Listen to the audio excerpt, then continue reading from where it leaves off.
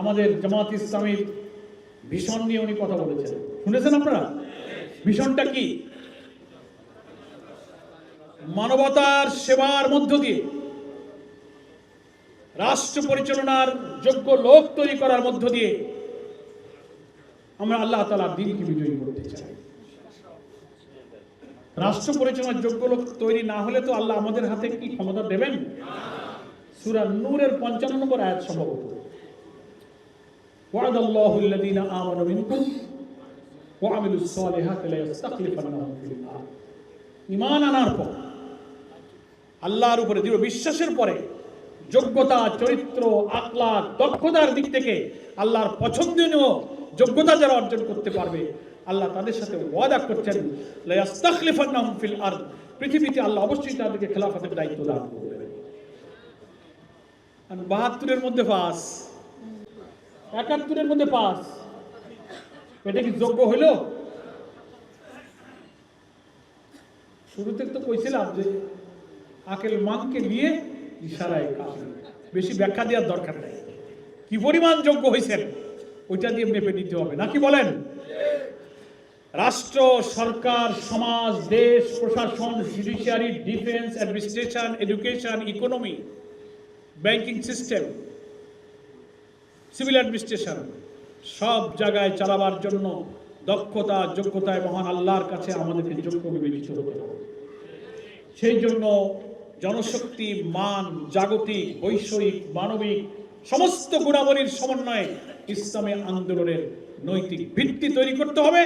তখনই এই আয়াত আমাদের জন্য প্রযোজ্য হবে, লা ইস্তাখলিফান্নাহুম ফিল আরদ, আল্লাহ খেলাফতের দায়িত্ব তাদেরকে দান করবেন। যতক্ষণ বিলম্ব হচ্ছে ততক্ষণ বুঝতে হবে উই হ্যাভ সাম লিমিটেশনস, আমাদের কিছু সীমাবদ্ধতা আছে, আমাদের কিছু দুর্বলতা নিশ্চয়ই আমাদের মধ্যে আছে কিনা বলেন? তো আজকের এই দিনে স্থানীয় সরকার নির্বাচনের জন্য আমরা প্রস্তুতি এখন থেকে শুরু হয়ে গেল, ঠিক আছে?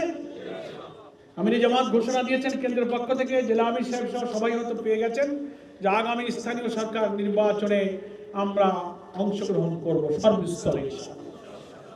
সিটি কর্পোরেশন, পৌরসভা, উপজেলা, union, chairman, vice chairman, member, mayor যা আছে সব।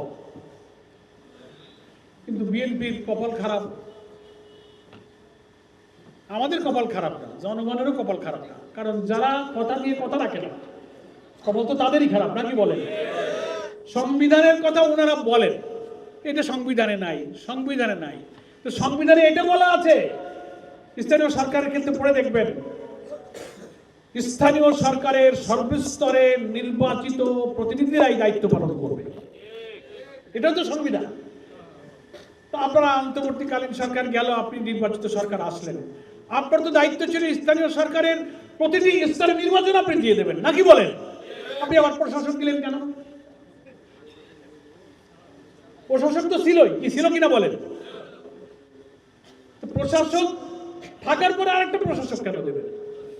আপনার এখতিয়ার আছে, আপনি ইলেক্টেড গভর্নমেন্ট, আপনি নির্বাচন ঘোষণা করে দেন, জনগণ খুশি হতো, নাকি বলেন? জনগণ যাকে চায় তিনি নির্বাচনে গিয়ে বিজয়ী হতেন অথবা পরাজিত হতেন। এটা ঠিক হয়নি।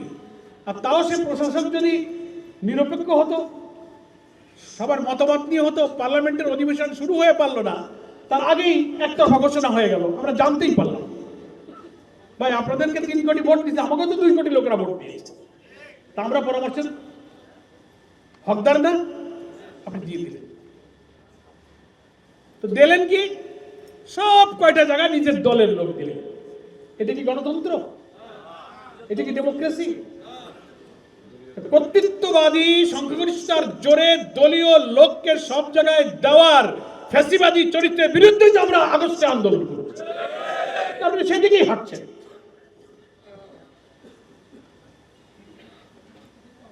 এখন আবার শুনতে পাচ্ছি মাঝখানে উনি সব জেলা পরিষদও দিয়ে দিয়েছেন। এখন শোনা যায় যে উনি উপজেলা তো দয়া করে দেবেন। আমরা বলি আমার ভাই বন্ধুরা, এই কামটা দয়া করে করবেন না।